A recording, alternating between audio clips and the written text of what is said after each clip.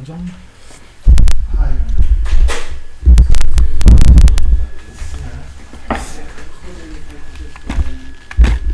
Talking who?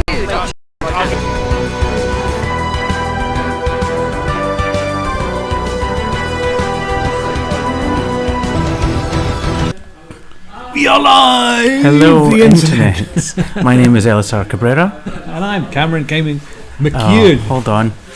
Don't you have a thing to put up? I do, but I have to update it now because Yes. of course we are missing over here. Yeah, the other guy, Sean, sadly couldn't make it. He couldn't, unfortunately. Sean, as everyone knows, is very busy working on Star Fury, which is just days away. Just 10 days away 10 days to away. the 2011 convention. Looking forward to it. Yeah. We will be there. We will indeed. Shall we talk about that later? We will. Is there any Doctor Who news to discuss this since we've last been on air? Well, since we last been on air, obviously there is only one story, isn't there? No, I don't know. Yes. Something about a potential 12th Doctor. Yes, a 12th Doctor Do you remember Who. that one? A 12th Doctor Who. Yeah, Matt, of course, have announced he is leaving. Somewhat odd notice while he was in America filming. Yeah, it's just like, hey, I'm in America, I'm not coming back. Well, he didn't say anything. There was meant to be a video of him as well. It's still not surfaced. Right. His goodbye video. His goodbye. Well, But so he's gone at Christmas. Yeah, now which I guess is kind of an interesting one because, you know, Christmas special always tends to be a slightly fluffier, all, you know, definitely one for the smaller kids. Yep. And we're going to have a death of the Yeah, Doctor. it's going to be great. Well, you see, he never really dies, but you know. Yeah, I suppose End of Time Part 1 was quite downbeat, but yeah, it's going to be it's going to be a sad day for lots of people. Because I think Stephen Moffat's MO for the Christmas specials has always been, let's get more Christmassy and Christmassy and Christmassy as we go along. Yeah, so he's got a hand on his task on his hands to Christmasify it up and be all nice and fluffy for Matt's last story and whoever's first story. Although I wonder if we will have a new Doctor. I wonder if the cliffhanger would be he regenerates and that's it. That'd be great. And then he can just pop up. Yeah, in Seventh Doctor style. It was me all along. Yeah. Of course, Series 8 doesn't start filming till January. Yeah. Possibly even February, so it won't be on air until September, I think it's August. I think it's the idea. Yeah, so it's quite a while away. Lots of people talking about a female Doctor Who. I know this upsets people greatly, so let me be the first to say what a great idea to have a female Doctor Who. Yeah, let's have. Well, they could have a female Time Lord. But why would the Doctor change sex? That just doesn't make sense, really, does it? Are you saying he, within the confines of the narrative of the story, he can't? I'm saying yes. I'm saying. Can I cite precedent? No, you can't. All right, okay. Because I know what you're going to say. What am I going to say? What are you going to say? You're going to say something about the Corsair, was it? That's one thing I was going to say. Okay. The second thing, yeah. So the Corsair, he changed sex. But did he? Because we don't know the Corsair, on more than one occasion. But do we actually know that as facts? So you think the Doctor would lie? How many times has the Doctor lied? None. Just to sound cool. Okay, so you're just dismissing that as a line. I think the Doctor has spun lines in the past several times to sound funky. For all the female denialists out there, the second evidence number 2. The second bit of evidence is actually a bit more damning. Okay. Do you remember when Little Matt Smith first appeared on his screen? Do you remember what one of his first words were? It was something about, was it his boobs or something? I don't know. He says, "Oh, I'm a girl." So the idea that he could be a girl wasn't out of the question. But isn't that also just his personality coming through? That the goofiness of the 11th Doctor. So you're just absolutely putting anything that's in the script that could possibly be okay. So if I may turn it to you, where does it say that he is a male character? I'm sorry. Where does it say that he's? Where does he say he's a grandfather? Mm-hmm. Grandfather, not a grandmother. Could change with his. He was a grandfather at that time and will be for that moment, but then he changes. She's dead, so he's not a grandfather anymore. How do you know she's dead? Because all the Time Lords died. Don't you remember the last of the Time Lords still thing? But you're assuming she was with them. She was left in Earth on the 22nd century. He also said probably in a parallel universe now. If Genesis has changed the Dalek timeline. Oh God! He did say that he would know if there was another Time Lord around. Anyway, she's dead. Well, yeah, they're all dead. So yeah, looking forward to female Doctor Who. Any comments from people? If you do have some thoughts on a female Doctor Who, or any actors or actresses or animals, yeah, indeed, who could be the 12th Doctor, please get in touch. Later, we'll come back to this discussion in a moment. We will be talking about the Colin Baker era. Indeed. Fortunately, sorry. We'll also be talking about the Regeneration Box Set, DVD box set, which we have in the studio. Okay, excellent. Very exciting. When does it come out in the shops? Next Monday. Next Monday. Wow, so this is an advanced copy. It is indeed, like I get all the time. But you haven't seen it yet, so LSR will live on air open it up. Oh, fantastic. It's going to be a great moment. I'm very excited. It was very exciting when I got it. So get your thoughts in on Colin Baker, and I'll be slipping it into my bag as we leave the studio as well. So lots of people talking about the 12th Doctor. Dominic Cooper was on TV. Yeah. I think he looked like he was firmly saying, I would like to do it. I don't know how I would do it. And I think he would be rubbish. Like every male actor been asked, yes. And possibly some female actors. Helen Mirren. Appeared on any kind of interview show in the past couple of weeks. Have all been asked. It's what we call lazy journalism. Nice to see Arthur Darvill championing Helen Mirren as the 12th Doctor. Or was he just joking as well? I think he was just joking as well. Wow. Isn't that just a cool thing to do? You don't drive a taxi by any chance, do you? Chiwetel Ejiofor. Chiwetel Ejiofor would be he's my number one choice. David Harewood was talking yesterday on Loose Women. Oh, indeed. Well, shall we have a look at the latest odds? Yeah, please do. Yeah. Let's odds it up. Let's odds it up. Wow. So Rory Kinnear, who 18-7. Now that's pretty much a lock, isn't it? Yeah, 18-7. And that story's nonsense. You know how they said that people had stopped taking bets? Mm-hmm. That wasn't true. They hadn't. This is just a BS typical press story. There's no foundation in it. Rory Kinnear, as Patterson Joseph did, have good agents and got their names out there. Publicists. So you could have placed the bet on Rory Kinnear. Or these rumours could be... You've taken the odds off. I can't see the odds. Okay. Well, we're still talking about Rory Kinnear. Oh yeah. He's a great... I do like Rory Kinnear, and I actually think he would be an interesting choice, but it's not Rory. So what do you think of Rory Kinnear? I think he'll be a good choice as well. He's a great actor. He's an award-winning actor as well. But he's probably... maybe... I don't know... Too recognisable, too famous? I would say he's not too famous at all. I don't think he's that well known to the general public. Second on the list of second favourites, Chris Addison. Yeah, wow. That's again 19-5. That's just the press being idiots. He's not. And I noticed it last week's Mock the Week. Yeah. In the studio, he put this wasn't on TV, but they did a press picture of him with the scarf and the hat. I did a couple of gigs with Chris Addison when I used to do stand-up. I didn't really like him. His stand-up was brilliant, but as a person, no. As an actor, he's fine in the thick of it, but no. Ben Daniels, wow. The name that was going around for so long and has disappeared as well. Again, he must have... Ben Daniels, 267-627, so he's in third place. An insider... told me, this is an exclusive because I haven't revealed this before, when this was quite some time ago. I said, did you hear about Ben Daniels? And they went, more like Paul Daniels. So wow, Paul Daniels, he would be good. That would be amazing. Not a lot, but so Ben Daniels again. I think another good publicist, another good agent out there doing work that is not Ben Daniels. And it's interesting how his name has disappeared. Do you think the agents are just trying to get their names out there? Of course it is. To actually get noticed by the BBC for it, or just because they want people to reminding people that they're still around? I think it's the latter, because at this point it's too late. Work, yeah. I mean, Stephen and the crew have known for some time, and they've started looking some time ago, despite what Stephen Moffat says, the new Doctor's still out there and he doesn't even know it. He knows. They wouldn't be leaving it this late. I'm sure Stephen Moffat knows exactly who, along with Andy Pryor and Brian Mitchell, know exactly who they want. And that person probably knows as well. Yeah. Moving on.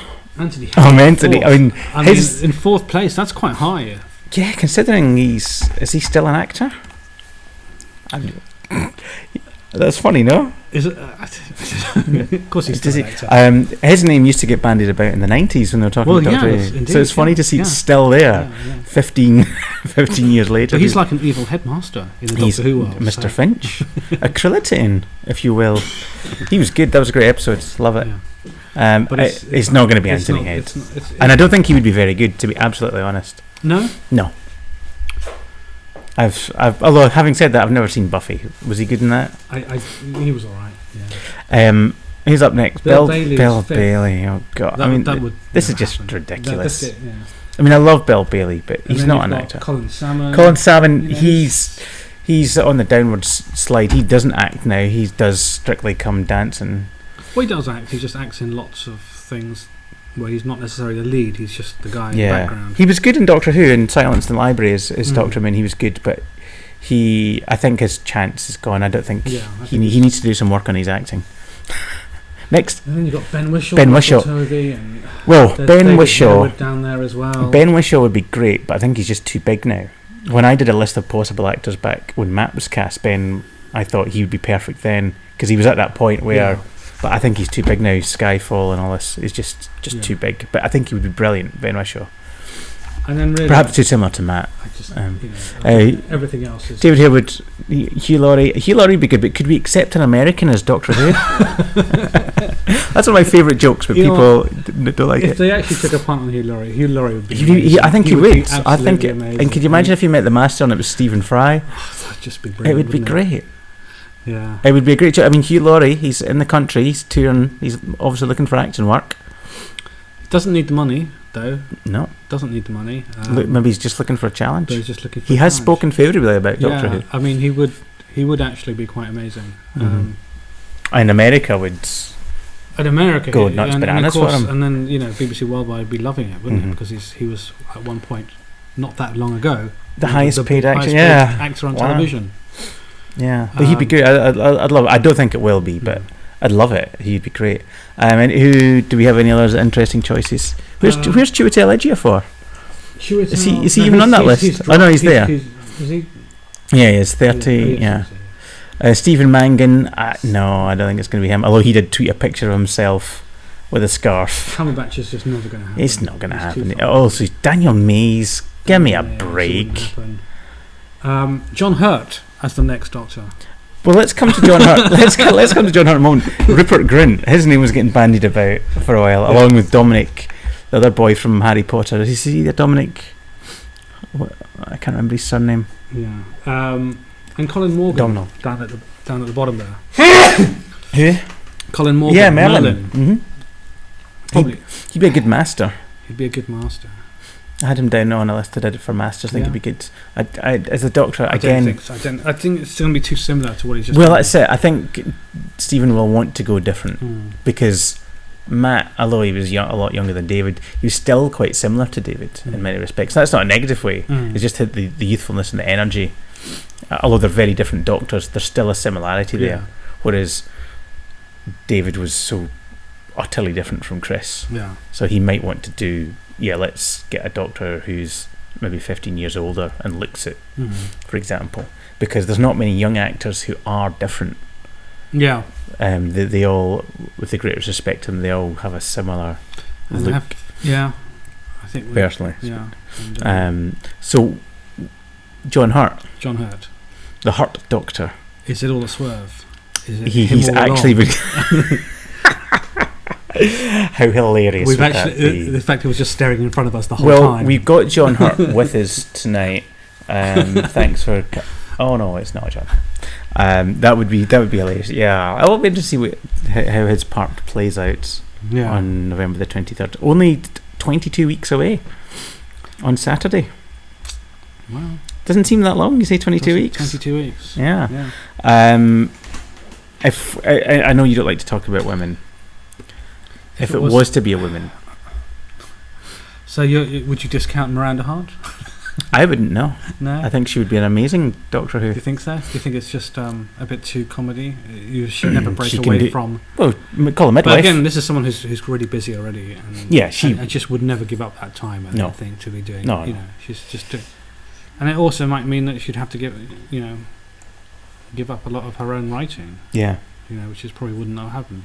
Well, she has talked about how difficult it is to write her sitcoms, so she might want a break. Well, that's the thing with Catherine Tate, though. It's a similar situation. And Catherine Tate loved working on Doctor Who. I never once read a comment from her that even suggested that, the long hours and being away. She said, had she been asked if they'd done that Series 5. Yeah. Now this is an interesting one, because it's like, with a male doctor, everyone's saying, people are still saying, oh, we want a younger one. He's got to be, 30, 35-ish. But then when it comes to female doctors, people seem to be happy to throw out older actresses. I think there's a lot more. What do you think that's all about? I think there's a lot more interesting actresses. Like when I compiled the list, it was much more fun doing the women because there's so much more interesting British women out there. But why would an audience accept an older woman as a doctor, but not an older man? Well, you don't know, they wouldn't.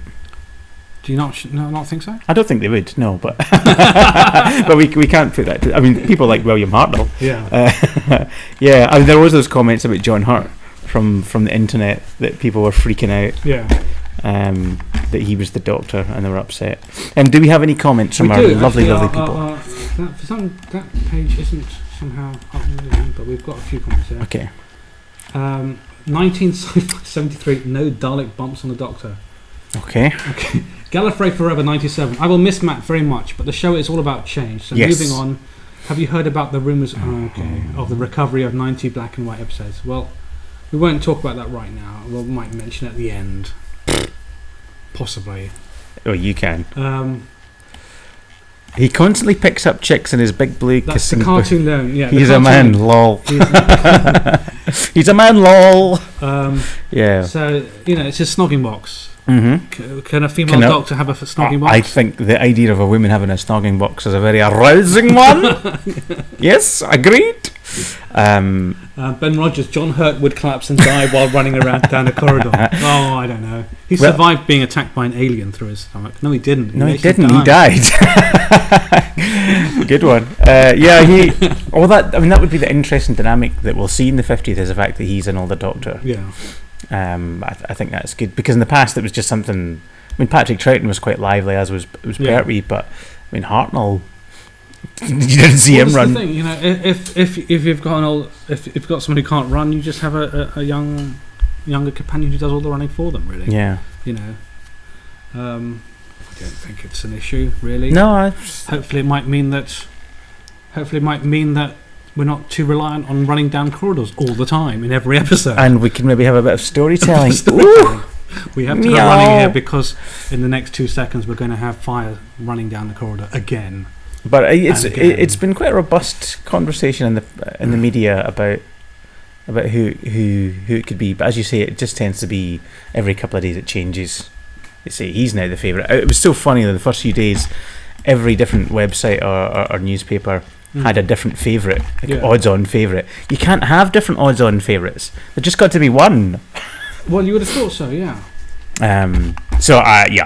It'll be interesting. I haven't had the call, so it's not me. I'm assuming it's not you. Have you had to? Have you been in touch with the casting department to make sure that they're in Edinburgh?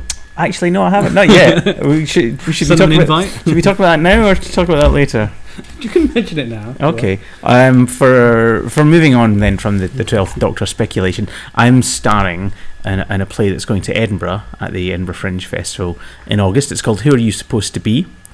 I'm the male lead, if you like, and it's all about Doctor Who fans and, can I say, gender politics without sounding like a crazy? I'm sure you can. And the gender politics here within of the play it's a very funny. We had the first read through last week. It's very funny. It's got a lot of geeky references, not just Doctor Who. There's a lot of stuff to do with Star Wars and Star Trek. Yeah. There was references in it that I didn't get. There's a lot of geek stuff. It's to do with geek culture and how women and men fit in, boys and girls, how they all fit in together.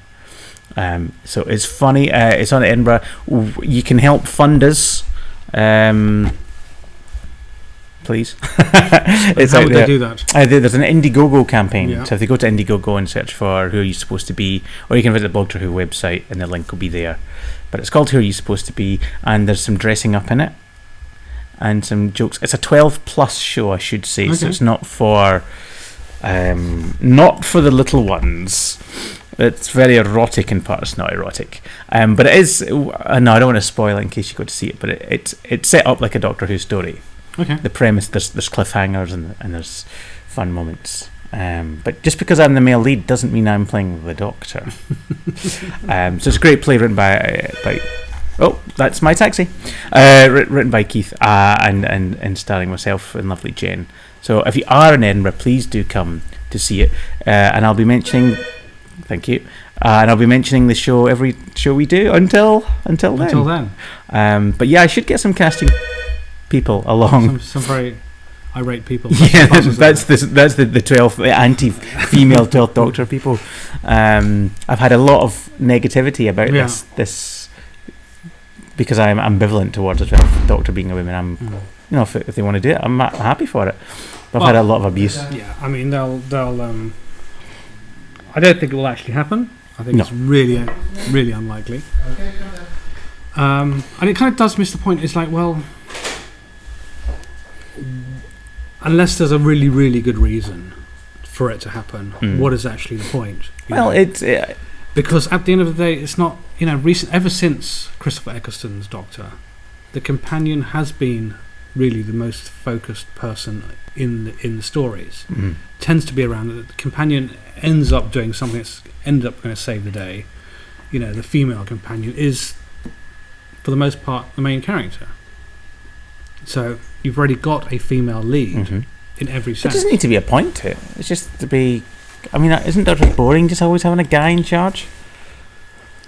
Well, but then you're so why is he always in charge? He's just the Doctor and he's the one who presses the buttons on the machine. But I'm just, it's boring, all these white guys in the TARDIS. It's boring. I want to see something new. It's a boring show, Doctor Who.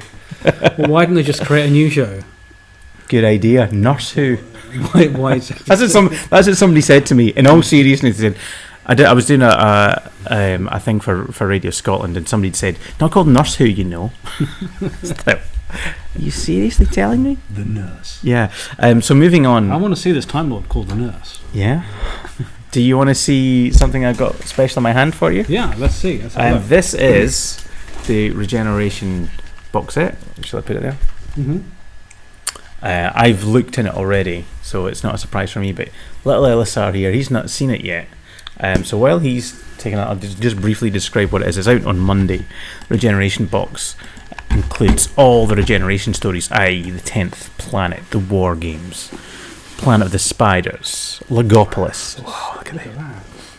This doesn't look like a DVD thing, it's like a book. Caves of Androzani, Time in the Rani, the TV movie, Parting of the Ways, Bad Wolf. I don't know if we can get that on and the back there. The End of Time.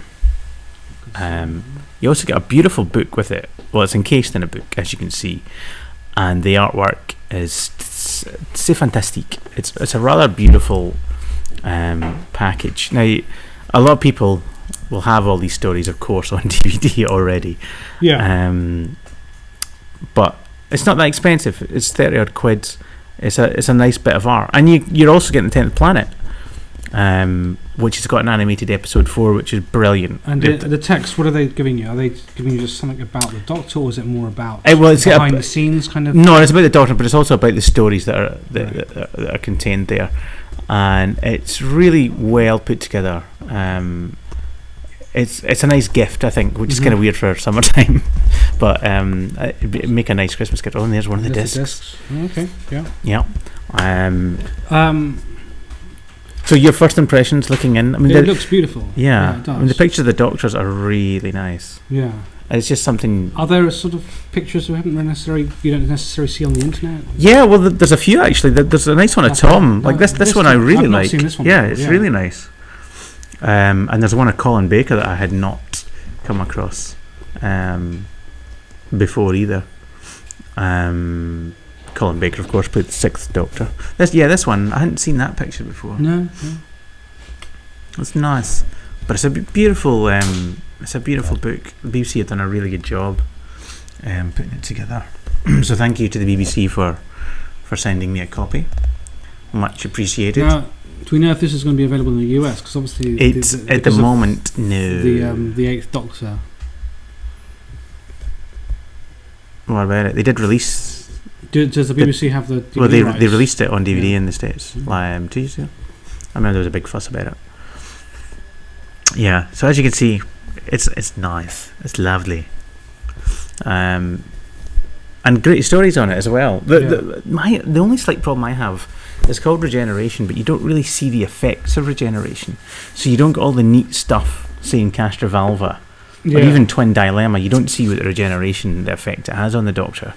You just get a lead up to it, so it's not really looking at what it means to regenerate, unfortunately. Right. So exactly. I think that's... Or Robot, for instance. Yeah, Spearheads. It just goes completely berserk. Yeah. Yeah. So, stuff like that. 11th Hour would have been a good one as well, to explore the idea of in Christmas Invasion, to see... But maybe that's a second box set.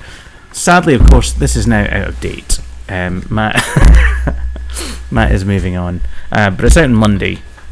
And it's... What did you think when you looked at it? It looked lovely, absolutely, yeah. And I like the use of the old logo as well. Yeah, it's classy. Oh, that's not the old logo. That's the 50th anniversary logo. Well, it's the old logo being reused for the 50th anniversary. Well, they didn't do it like that in the past, my friend. This is the 50th anniversary it's the same logo. Font, though, isn't it? It is the same font as the Pertwee. They've combined Pertwee with Triton and Hartnell. Yeah. Which is a bit disrespectful to all the other logos. Is it though? Yes. My favourite is the 80s one. But I do like it. It is a beautiful little. Yeah. It's a beautiful thing. Great cover, and it's kind of apt now because Matt is going. Yeah. Sadly. So yeah. Do they have the reversible BBC logo for your classic DVD collection?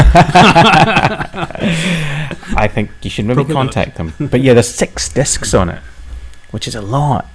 Yeah. And there's so many episodes as well. That's...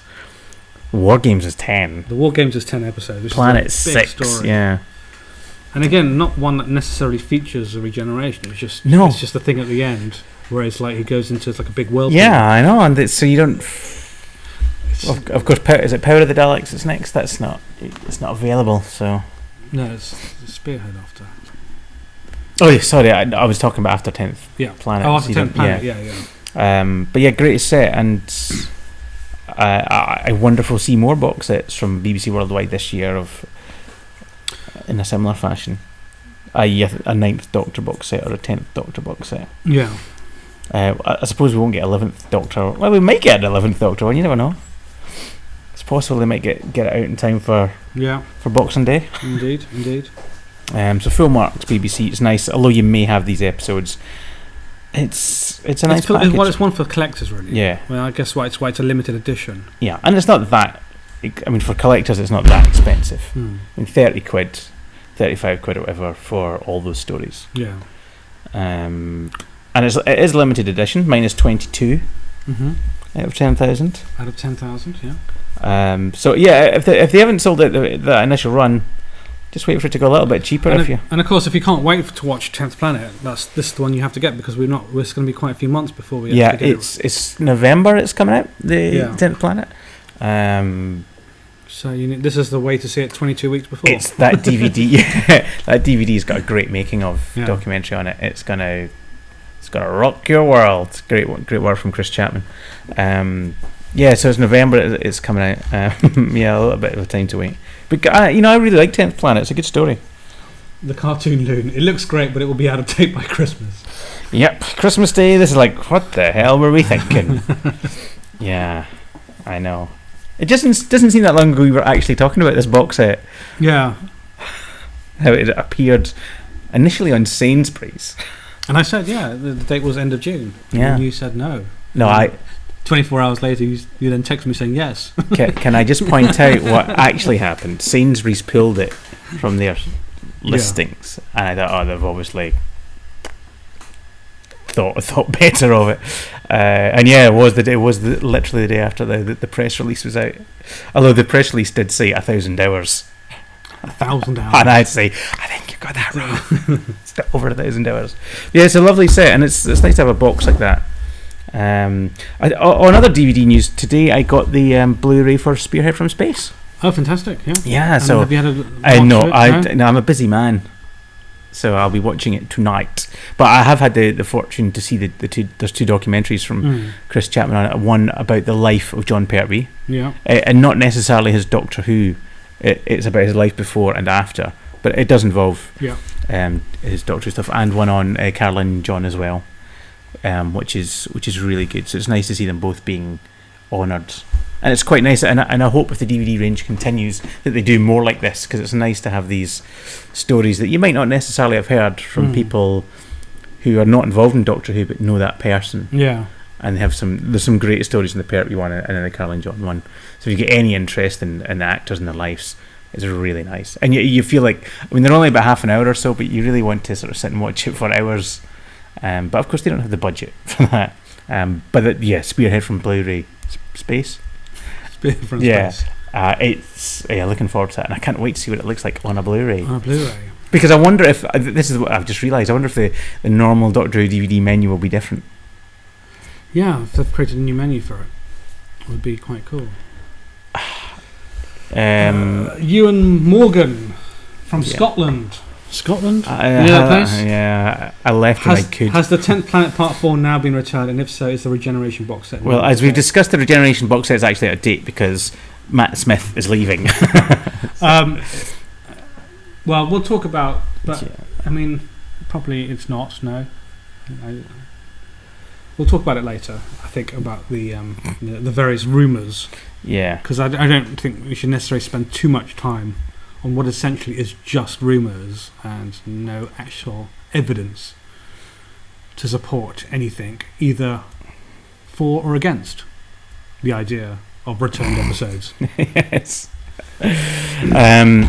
So, let's move on to the next topic of conversation. Colin Baker and the Sixth Doctor. Look at that guy. It was his birthday not that long ago. Yeah. The BFI celebrated his time as Doctor Who. Yep. They screened the two Doctors. Saturday, I was there. You were there. What? So tell us all about it. The two Doctors on the big screen. How did it look? I thought it looked really good, actually. Yeah, I was actually. I was quite surprised. You said actually twice in the same sentence. Because the thing about the NFT Screen 1, it's a huge screening room. It's really, really big. I know. And so what you've obviously got is a TV program, not a movie. No. Not just a TV program, but a TV program that is in standard definition, not high definition. So therefore, you're really blowing it up. Yeah. But it held up. I think it looked fine. It was great in the sense that I actually really loved the 1980s theme tunes of Doctor Who. I mean, I remember Caves of Androzani was a screen the BFI did the month before, and the feeling of it coming in, because the sting of the 80s one is so good. Yeah. You're straight in, the bass is so heavy, and I feel this is good. Yeah. It's nice, and it's just and you've just got the music just pounding through the speakers in the cinema. And it's just like that really 80s electronic. Yeah, it just gets you in the mood. It does. It really gets you in the mood to watch Doctor Who. And it's just a pity it's Colin Baker. Well, no, I'm joking. Come on. I'm not. Who did they have for guests? So they had Eric Saward, script editor. Saward. Saward. Shall we talk about him? Shall we mention him? And then you interviewed him. Yes, we've interviewed him for our new documentary. Called Who's Changing? Although that title could change, although it's probably not now. Who's Regenerating? Yeah. Like it. In fact, if you've got an idea for the title of our documentary, perhaps you could tweet us. Well, yeah, we should say what it's about. It's about how Doctor Who fandom has changed from before 2005 to after 2005. So quite common the answer is, oh yeah, girls. That's the bottom line from people who've been in the fandom for many years. So we are looking at primarily the difference between old fandom and new fandom, but also looking at why fandom has changed, and also looking at the way that fandom celebrates Doctor Who now in ways that they didn't in the past, and in perhaps ways they couldn't. I mean, nowadays it's much easier to film stuff and make stuff, but also it's much easier now just to connect with other fans. I mean, a lot of fans back then were big Doctor Who fans, but they just didn't know how to meet other fans. When I was a boy, I didn't know any Doctor Who fans, but the biggest fanish kind of thing that I did was I made a TARDIS and I drew a picture of the 5 Doctors and I sent it into Saturday Superstore. Really? They did not screen it on the television. You should have sent it to Tony Hart instead, maybe. Yes, I should have. You just sent it to the wrong show. So that was the sort of biggest fanish thing that I did as a youngster. But this documentary is you know it's coming along well. We've done quite a few interviews now. Should we say who? I don't see why not. Well, Louise Jameson's in the documentary. Dan Starkey. Simon Fisher-Becker. Lovely Simon. Awesome. Andrew Smith, the writer. James Moran, the writer as well. Fighters Pompeii, one of my favourites. Tony Lee, great writer. We've got Simon Furman, Transformers writer. We've got Richard Starkings. Eric Sayward. Who you got? Am I missing some big names? It's.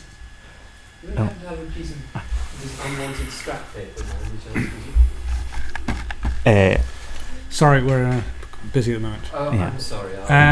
Sorry, we've just been disturbed on our show live. Someone looking for a piece of paper. Have we missed? I get the feeling we've missed out.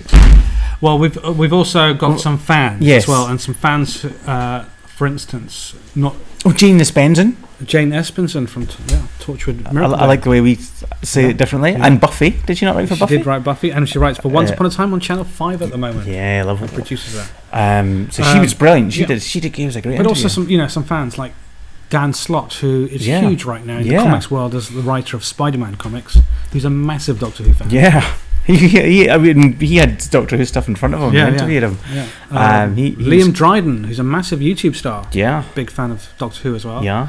So, but not just celebrity fans of Doctor Who. We're also talking to normal fans. Normal fans. We'll say normals.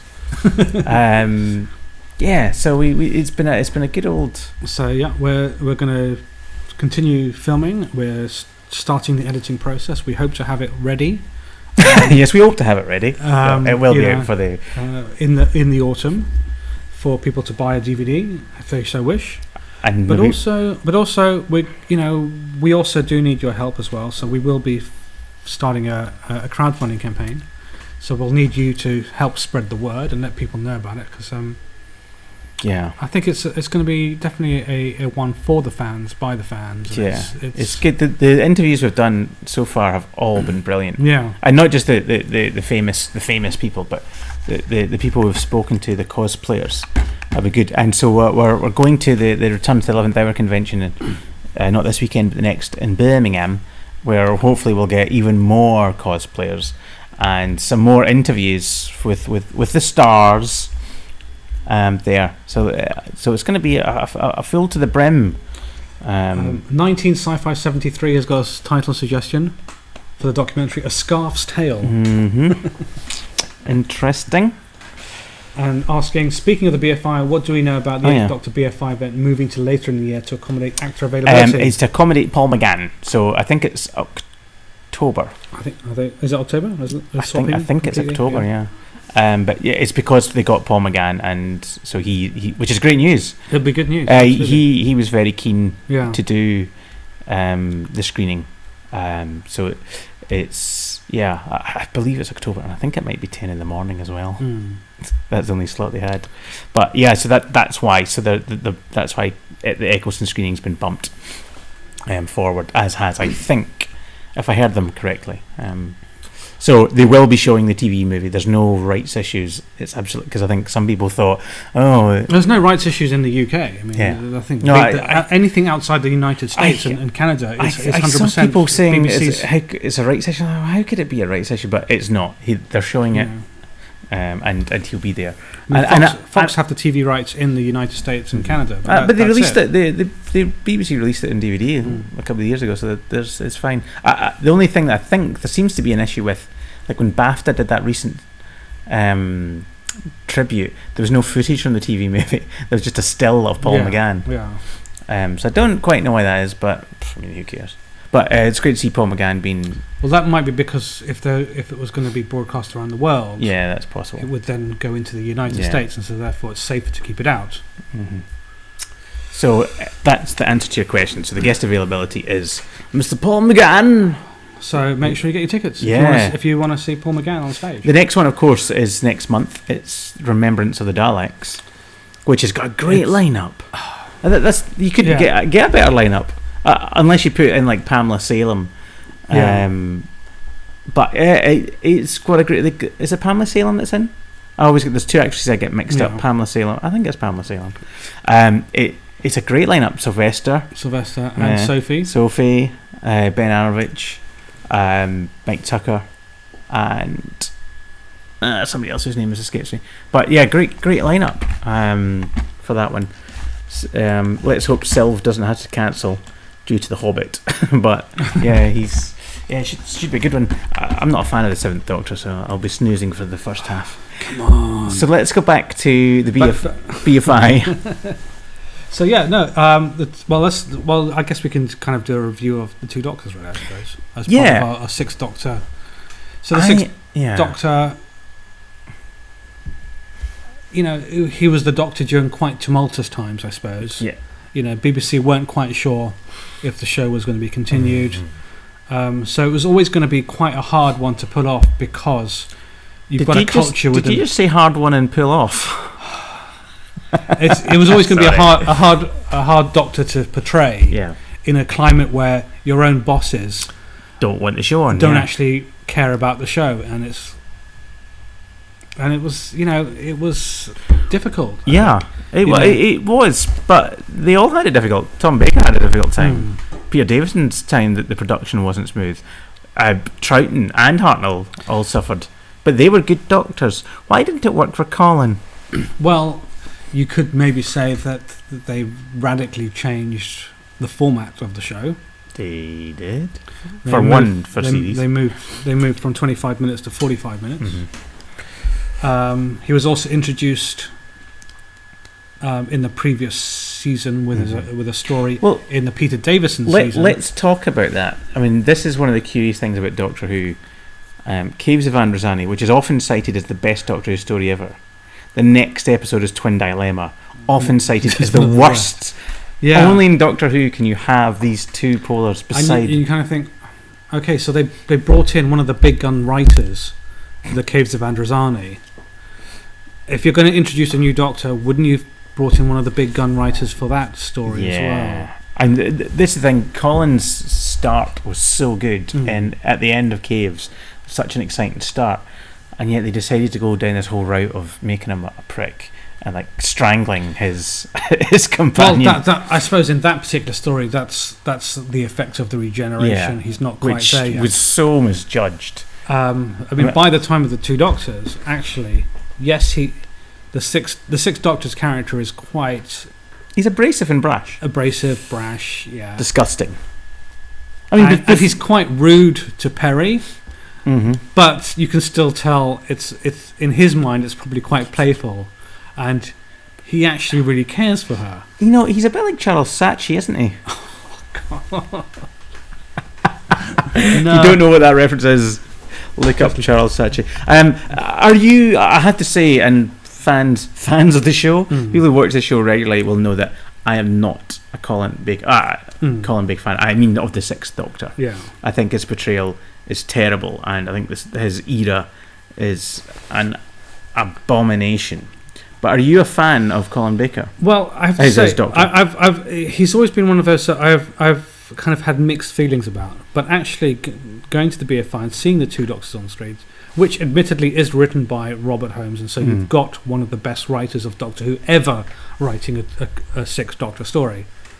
I liked it. I liked him, and I liked the things that you always thought, oh my God, that costume is ridiculous. But actually, when you see it somehow on a big screen and you're in there with an auditorium of other fans, and is it less ridiculous? It did seem to be less ridiculous because, and if you think about it, there's the scene in The Name of the Doctor where obviously they've used clips of old shows, but for the Sixth Doctor they didn't. They actually had an actor dress up.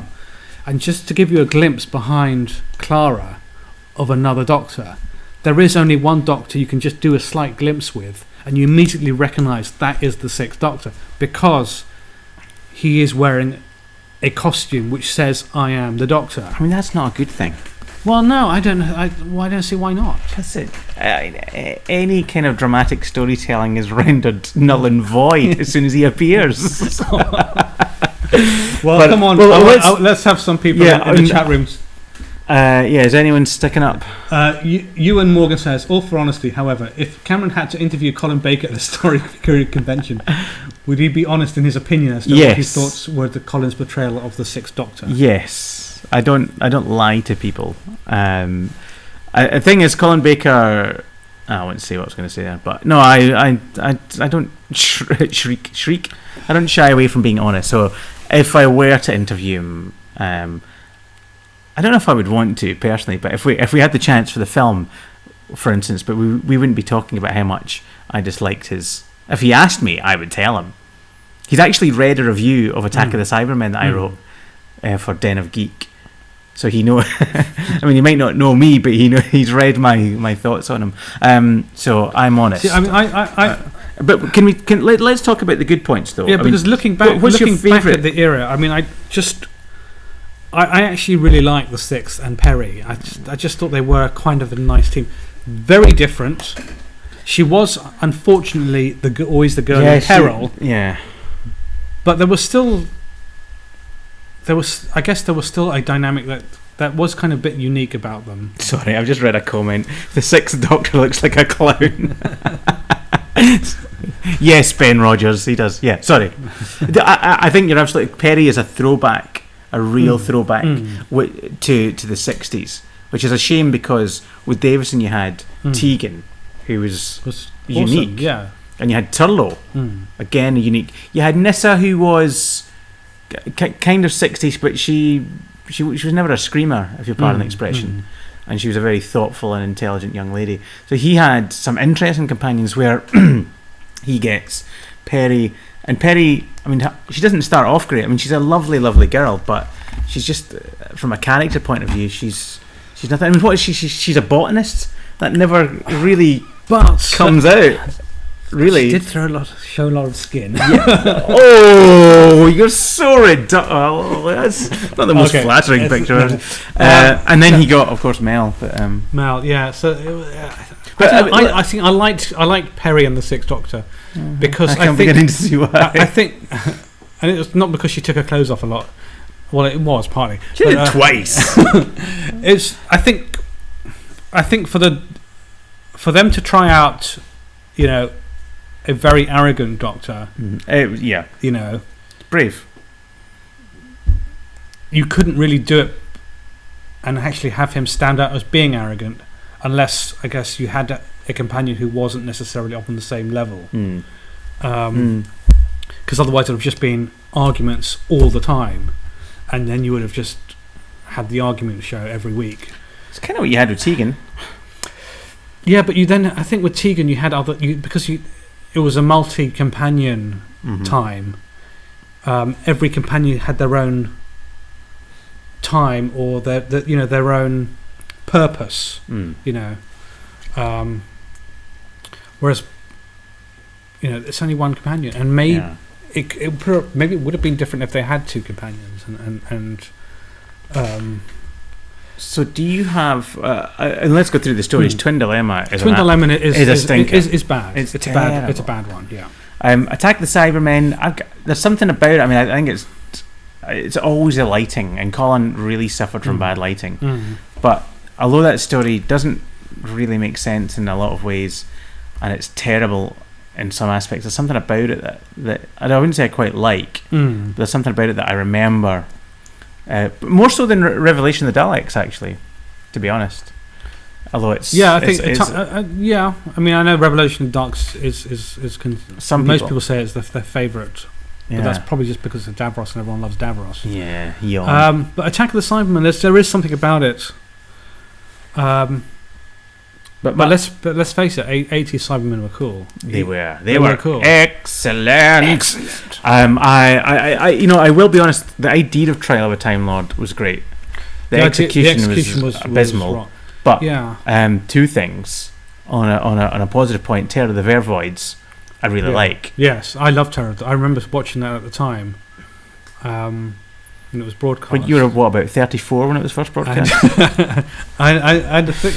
And it's one of those stories you think this shouldn't work, but it just does. Yeah, it's really old fashioned, but it is old fashioned. An Agatha Christie story always works with Doctor Who. It could have been written for the Fourth Doctor. Almost. It's Robots of Death. It's Robots of Death. But there's something about, and I think if there's a fan out there that they could re-edit Terror of the Vervoids, take all the trial stuff out. And that would be perfect. It would be nice to have that. But the Trial of the Time Lord, I mean, all those close-ups of him as a cliffhanger, looking slightly horrified. I was like, and interesting, the Valeyard, interesting idea. But ostensibly that ending of, I'm still here. It's like, okay. Well, we'll see if he still is. Interesting, the Valeyard got mentioned. So because almost like a seed was planted, and you're not quite sure why. If it's just a red herring, or if they're planting something. In the name of the Doctor. If you throw enough things, something will stick. Derek Oswald says, "I don't know what everyone has against the Sixth Doctor. He's amazing. If I should choose worst Doctor with worst episodes, it's Christopher. Can I just say, everyone doesn't have anything. I know loads of Sixth Doctor fans." And it's this attitude that some people have. Some people like him, some people don't. I know there's lots of people that don't, but I know loads of people that do. I was out with 2 Colin Baker fans yesterday, which slightly horrified me. But so don't think everybody hates the Sixth Doctor. They don't. Some of us do, with good reason, I think. But I don't freak out when people say they like him. I just back away. But no, there's loads of people that like the Sixth Doctor. Absolutely. Same with the Seventh. The Seventh Doctor fans do the same thing. There's loads of people that don't like the Seventh Doctor, as was proven in a recent YouGov poll, where he was voted the most least favourite Doctor. But there's absolutely loads of people in fandom that absolutely adore Sylvester McCoy. I love it. The problem is someone's got to be at the bottom. Right, that's just fact. So if you look at the Doctor Who polls, Sylvester and Colin are always at the bottom. That's just the fact. Just get over it. Yeah, you can't do anything about it. It's not going to. The polls are wrong, obviously. Yeah, well, the thing is, it's not going to change. There is no worst. I mean, my favourite is Peter Davison. I don't get all pissy when people slag him off, or if he doesn't come top of a poll. I just get on with my life because I don't care. But loads of Sixth Doctor fans out there, so don't feel you're being. 19 Sci-Fi 73 asks, I often hear about the lost season of the Sixth Doctor. Is that the trial serial? No, it's not. That's a season that was in between the trial and the season 20. Well, no. What I think the idea of the lost season is that it's the one that the lost season would have happened in between the main season and the trial season. This is the first and second season of, because it had. So does it the time? I think they had ideas. So they had ideas for this season, but they were, when the show went on hiatus for 18 months and disappeared from the screens. I guess those ideas disappeared completely. But they are available. Yes. Yeah. Well, we can talk about it in a second, because that leads into another question. And then when the series came back, they instead wrote all new stories under the Trial of the Time Lord banner. So the question from Ewan Morgan is, have you listened to some of the Big Finish Sixth Doctor stories, which try and succeed to improve his era and show a direction that would have worked with the better character-led scripts? So a lot of those stories that you actually can get from Big Finish, which are audio dramas featuring Colin Baker as the Sixth Doctor, are based on those ideas that were in the... They did the whole last season. Yeah, they did the whole last season. But it's 6 or 7 stories. So it is out there. We have no idea if... Some of them resemble any particular script. I think there was 2 that were quite far on, right? Because they'd got to the point where the season was about to happen. Yeah. So the stories that were front-ended, I think a lot of the script was done. Like, I think Mission to Magnus might be one of them. Correct me if I'm wrong, because it actually came out in a book. So I think there's a couple that were far on, whereas I think there's some that, as you say, were just an idea. Just an idea. Because what's really interesting, of course, that particular lost season, of course, is that you start off the season with the Celestial Toymaker, which is. In Blackpool. Michael Gough was going to reprise the role. Unfortunately, he can't now. Is it not Guff? It depends how you pronounce it in Scotland. And of course, that was a very famous William Hartnell story where he appeared, and they've always kind of wondered what the Celestial Toymaker was. Was he actually another Time Lord?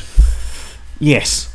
You think he was? Yeah? Yes. Yeah, without a doubt. Without a doubt. Because he seemed to know of the Doctor as well. There's a familiarity between them. That only and then Time Lord. The story after that, Mission to Magnus, is the return of the Ice Warriors. Which would have meant the Ice Warriors returning in 1985 or 86, I suppose. Just the year after they returned earlier this year in Cold War. Asking about the audios. I don't listen to the audios, so I have listened to quite a few of the Colin Baker. I actually really enjoy listening to the Colin Baker ones, the Sixth Doctor ones. Okay. Maybe I should borrow some from you. No. Would you like to? No. I can lend you this. I don't have time to listen to bloody audios. The Lost Stories. I think I have Mission to Magnus and Nightmare Fair. Okay. Get back to me on that one, yeah? Okay. No, I don't know. The audios, it's not my... You can listen to them on the tube when you're travelling. You can listen to them on the train to Edinburgh.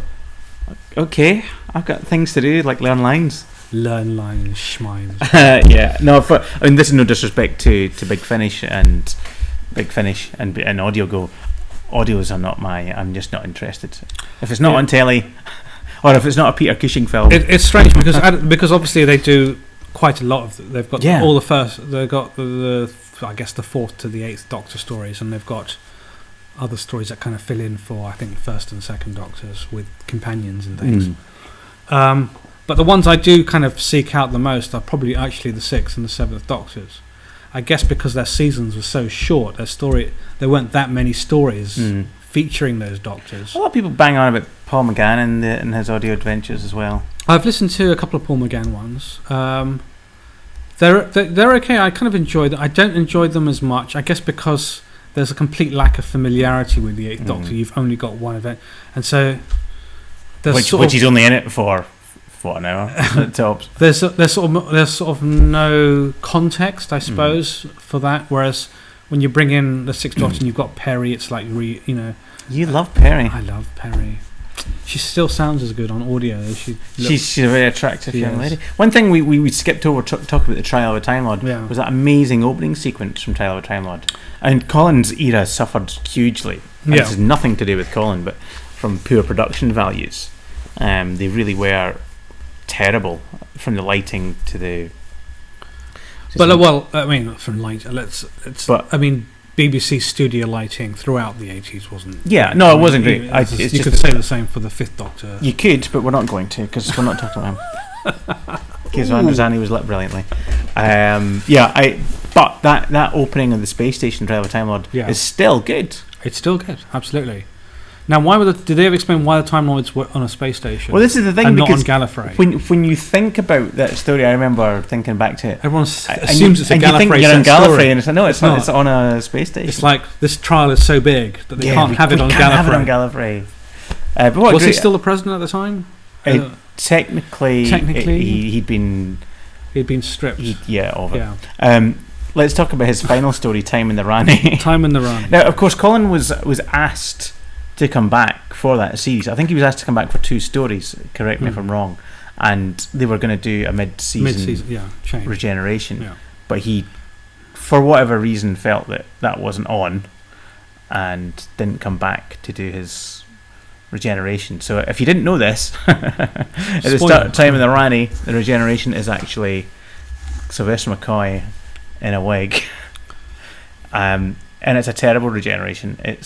He falls over. The TARDIS has been attacked. It's an unfortunate regeneration. I mean, the Rani attacks the TARDIS and he falls over and dies.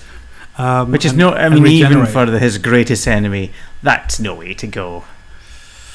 Yeah, but what a great way to establish the Rani as being powerful. Before she then kidnaps various. Yeah, she wasn't a story before that of Earth's, of Earth's history. So, Colin Baker's time, we salute you. No, I do. And like I say, it's got one of the best Doctor Who theme tunes of all time. because you can't get better than So 80s. If you theme haven't tunes. seen any Colin Baker stories, I think The Two Doctors is a good place to start. I would disagree. I think The Two Doctors is not a good story. No, it's too long. It's boring. I don't like it. it is long, but you've got. It's a three-part, It is but these three. episodes 45 minutes. Give me a break. But you've got Spain, on location. You've got Sontarans. Sontarans. Sontarans, which is familiar to people. Yeah, but look at the Sontarans in it. No, actually, probably the best. I think maybe a revelation of the Daleks. If you wanted to be a Dalek completist, Yes, Vengeance of the Varos is Vengeance of the Varos is good. it's all right. Yeah. Time Lash. Syl was a great character. Yeah. And I think it would be because actually that was kind of another interesting thing I suppose about that particular era, 6th and 7th, is some recurring characters. Syl, there's Glitz as well. The Savlon Glitz. Yeah, appeared 3 times I think altogether. 3. Is it 3? 3 stories. Was it twice in Baker and once in McCoy? Oh yeah, well I suppose he came into trial. He came back into, but it's still I would say twice. But okay. But interesting that they had those characters. So there's only 2 characters that it wasn't really well. The Rani, of course. The Rani, yeah. The Master wasn't well served in Colin's time. He really became. He was second fiddle to the Rani. Yeah, and then he in trial he was. He was wahahaha. Yeah, on a massive screen. Yes. So yeah, good one, Colin. Next time on the next show, we'll be talking about Sylvester McCoy. Indeed. And actually, if you haven't seen past episodes of Talking Who, I think it's around episode 19. Check out on our YouTube channel. We have Andrew Cartmel, who was a live guest in the studio. A live guest during a Talking Who and answered live questions from the. You got all the big names. So that's right. So Andrew Cartmel, then me. Yeah. Gallifrey Forever 97. Colin Baker is a good actor. I feel the main problem with the series was behind the scenes and too much blame on Colin that the series got postponed. I don't think anyone blames Colin, to be honest. People usually blame, as they should, David. No. If you were to blame, I'd blame Braid. the hairdresser, to be honest. Because when he had his hair shorter, he looked great. But when it got a bit too long and wild, that's when the costume for me doesn't work for some reason. He put on quite a bit of weight during the show as well, quite noticeably. Ta-da! I won't comment on a person's ways. All right. He's an actor and he should be. But I don't think anyone blames Colin. I've never heard anyone blame Colin, and even though I dislike his portrayal and I disagree, I don't think he's a good actor, to be honest. But what do you see him in these days? Channel 4 reality shows, ITV reality shows, and Channel 4. Which was good. Did a Channel 4 one as well. Oh, it did. In fact, he did come down with me, and he did that one where he sold the guy's Doctor Who. It's a collection. Right. So if you've got money, he'll do reality shows. Well, why not? Why not, indeed? Why not, indeed? He's a good actor. Come on. Is he? I have yet to see evidence of it. I'm just saying. I have not seen any evidence of him being a good actor. Similarly with Sylvester McCoy, but we'll come to that next time. Do we have any business to finish up? I suppose I can mention Star Fury conventions, return to the 11th hour, which we will be at June 28th to the 30th. Filming and interviewing. Birmingham. If you are going to be there, actually, do tweet us. Yeah. Because we'll look out for you for when we start doing the various interviews with fans. We're always looking for. Let us know what costume you're bringing as well. Yeah. Because that would be really good to know. We can prepare in advance. Say, hey, we've got to make sure we get that person because they've got this amazing costume. Yeah. We were at MCM Expo a few weeks ago. You were there. You weren't filming with me. Yeah. We got some great fans who put a lot of effort into their costumes, and a lot of. Any particular favourite costumes? I really like. There was a girl dressing as the TARDIS is quite a popular thing, but she'd done it really beautifully, and it was quite elegant. And she had a little hat, which was a yogurt pot, which really made me laugh. There was a girl who was dressed as a weeping angel. Mm-hmm. This girl from Ireland, and she had put the hours in. She'd grayed up all her skin, her teeth are all gnarly, and she was wearing contacts. She looked amazing. And I met a couple of cross players, girls dressed as the female versions of the 10th and 11th, which again, it just goes to show that a great imagination, let's take this costume and girly it up, as it were, and it looked fantastic. Speaking of cross players, there was because Karen Gillan was doing a Q&A on Twitter. Should we talk about Karen Gillan? Well, I'll just to mention what on her. She was doing a Q&A, and I think one person was asking her if she ever had any marriage proposals from fans, and she said, I think she tweeted, and someone might want to just check the Twitter and confirm this. I think she tweeted she got a proposal from a girl dressed up as David Tennant as the 10th Doctor. Whoa, that's which weird. Was quite surreal. That's weird. A girl dressed as David Tennant as the 10th Doctor. Yeah. Sadly, Karen had to cancel. Was it yesterday? Yesterday. Yeah, she had to cancel. It's disappointing. But yeah. Catherine these Tate's things there. happen. You've got work. You don't actually popular know actress. what. She's going to be in Guardians of the Galaxy, the new Marvel movie. The big yawn fest. What? You're just so not cool. I don't like comic book films. They're rubbish. Really? Yeah, they're rubbish. Unless it's Batman, I don't care. When are you doing Captain Britain? Captain Britain. He was amazing. But there's other great. Neve McIntosh is going to be there. Yes. David Bradley. I'm looking forward to meeting David Bradley. Yeah. Well, he doesn't want to meet you. Oh, you're joking? Yeah. Did he say that? He tweeted me last night. He DM'd me. David Bradley, Neve McIntosh, Simon Fisher-Becker. Caitlin Blackwood. Catherine Stewart. Yeah. Catherine Stewart. Yeah. We'll maybe interview her this time because we forgot. Anna Maria Marchina. Gary Russell's going to be there. Lovely Gary. Yeah. And we're going to be there. We will. So there. And so will some Ice Warriors. Spencer Wilding. Spencer Wilding. And we have the world premiere of the animated episode from the Ice Warriors, which is very exciting. Here we go. Ian Morgan's been in touch. Colin was offered 4 4 episodes, 1 month's work, which he turned down in favour of a 6-month working in a theatre production of Corpse, which was longer work, which financially was a better deal. Yeah. Just sometimes you can't get the actors. So what they wanted to do then was have him come back for one story. Which is just so... Yeah. They should have just said, can we just do a regeneration? I paid him a decent amount. Just have you in for a couple of days. Rather than saying, I'll get in for one story. Yeah. Which is... and that's the thing. I think a lot of people feel that he was treated unfairly by the BBC, which I think that's a fair thing to say. I don't think the BBC treated Colin well at all.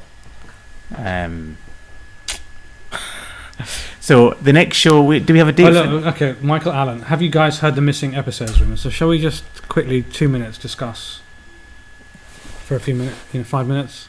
5 minutes. Well, I'd rather not talk about them, but what do you want to say? Well, what do I say? I think rumours are, I think, just rumours. I don't, let's say, how long has these rumours actually been running around? They're not just this week, are they? These rumours have been running around for at least a couple of years, probably even longer. What more can you say? The fact that they just get repeated every so often. I think some sites need to belt up. But also, I think the 50th anniversary. I think people are willing things to happen which might not happen. Yeah. One site said that missing episode was actually on this box set. It's not. That's right. They've just put the wrong branding on. They want you to think it's animated, so that when you put it in, it's like, oh my god, what a surprise! Yeah. Because that wouldn't help sell it, would it? Yeah. Are tickets available at the door, or must you order tickets online? To be safe, you should order tickets online, without a doubt. Yeah. For Star Fury. Yeah. Starfury.co.uk. Yeah, I'd buy them in advance just in case. But can people buy them on the day? I am not entirely sure. You can check with the site starfury.co.uk. Sadly, Sean, who organised it, can't be with us. He would have been able to answer that for you right now. But sadly, we are just two guys in love. Not with each other. is that your ring? That's my ring, yeah. Yeah. So the next show we'll be doing is in July. Do we have a date for it? No, because I've got my holiday in July as well, so we have to work out a date. All right. We'll do that off screen. My July is quite busy. I'm sure it is. I'm doing an RSC show for 2 days. So there. Very good. It's free if you're in Stratford. Very good. The 20th and 21st, 12th night, I'm there playing Festi. Doing some acting. No, I've got some Acting? Acting! I've got some Wednesdays free. I'm also going over to the Comic-Con in Paris at the beginning of July, the week after we do Birmingham. You're going to fiddle around with the TARDIS? Yes, they have the TARDIS from an Adventure in Space and Time there. And Mark Gatiss is there. So, doing an interview with Marky Boy. All being well. So that's quite exciting. What you could do is you could get a picture of yourself at Star Fury with David Bradley, then take a picture of the TARDIS, and then Photoshop yourself with David Bradley, and you can say you are the missing First Doctor companion. Oh, yes. Or I could just fake it up. Send it to Big Finish and say, me and Dave, we'll do it. We'll do First Doctor adventures, audio adventures. Yeah. Yeah, I'm up for it. I think it's a good idea. You just become my agent. Good work. 15%? 15%. So thank you so much for joining us. Expenses. Thanks so much for joining us tonight. We'll be back maybe in about 4 weeks. Probably about a month's time, I imagine. Realistically, yes. Unless something big happens, like the 12th Doctor. Huge. Yes. Which they're not. Well. Do you think we'll have an announcement in July? Well, they start filming at the end of August. So probably they don't need to announce anything. They don't need to. He might have to turn up on set. Yeah. So I'm sure they know what they're doing. And I'm sure he's not going to be... I'm sure there would be no outdoor regeneration. I mean, that would be interesting. An outdoor regeneration, that would be brilliant. Or could we have an old-fashioned lying down generation? Lying down. I think the Watcher might return for the 50th anniversary. I remember the Watcher. I liked him. I was watching Legopolis last night. Yeah? With a young friend. But you said you hadn't any time to watch Spearhead from Space. I got that today. Today? I've had this book, disc for a while. That was last night in my downtime. But Spearhead from Space, that's tonight. Okay. Exciting. What were we talking about? Oh, yeah. Outdoor regeneration, lying down, yeah. It's not going to happen outdoors, no, is it? No. I mean, if they did, that would be incredible. Do you think they could keep a lid on the 12th Doctor until the actual broadcast? Well, the problem is they'll probably release it on Blu-ray before before it comes out. How amazing would it be if they could keep it a secret until Christmas Day? Yeah, I would be so up for that. I would love because that. They kept Catherine Tate quiet.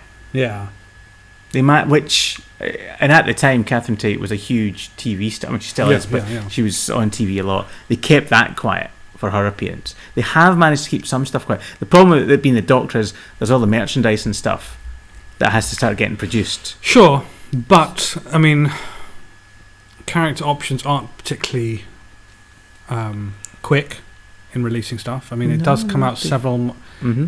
Usually, it's after that even season. Yeah, that season. Yeah, so if there's any 12th Doctor merchandise, I'm talking about like all the other stuff, like all lunch the other boxes stuff, and all.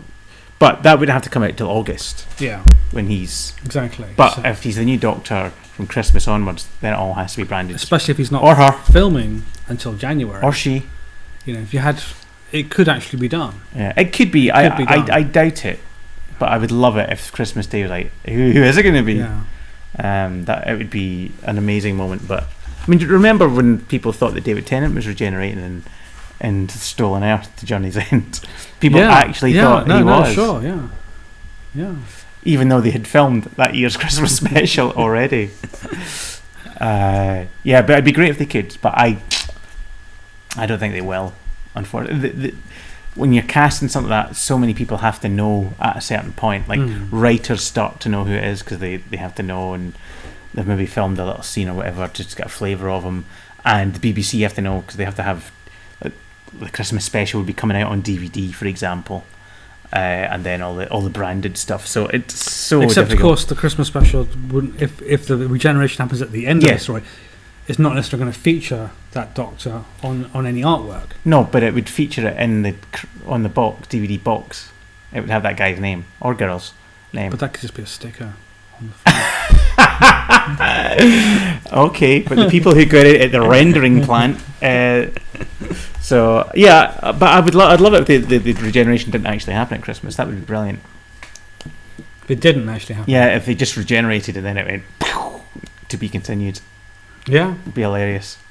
But I'd love it to be a surprise. But yeah, it's always nice to have the announcement of who the next. I guess. Doctor is. I guess they don't know what BBC America might do. As you said, sending out DVDs ahead of time. Yeah, no, Blu-rays. Yeah. The Blu-rays. Yeah, but go bless them. BBC have been that email leak that came out that forced. Well, this is the whole reason why everyone knows there's a new because they. Yeah. I guess they've been doing meetings Yeah. in secret up until this point. Yeah. Why it was even why there was any need to even mention there was a new Doctor being cast. Yeah. Seems bizarre. That's the world of commerce. We'll never understand it. Yeah. So we'll be back in July. Indeed. Keep reaching for the stars. Keep your feet on the ground. And look out for our documentary Indiegogo page. Yes, which will be launching soon. Yeah. We hope. Indeed. We will need all your help to share it and get the word out. So please do look out for it and tweet your friends and say, hey, Doctor Who fans, support this documentary. Spy fans, for fans. And it's a fun documentary. It's going to be really fun. Yeah. We're not uncovering some ring of nasty Doctor Who fans. This is about celebrating the world's greatest television show. Indeed. That's what it's about. It's about having fun and seeing some of the amazing things and different things that people do to celebrate the show. Yep. And some people who got into the creative industry purely because of Doctor Who. Of Doctor Who, indeed. Yeah, absolutely. Regeneration Box Set's out on Monday. Get it? Let them know that Camsey sent you. Yeah, nice one. Cool. My name was Cameron K. McEwen. And I'm Elazar Cabrera. And we've been Talking Who.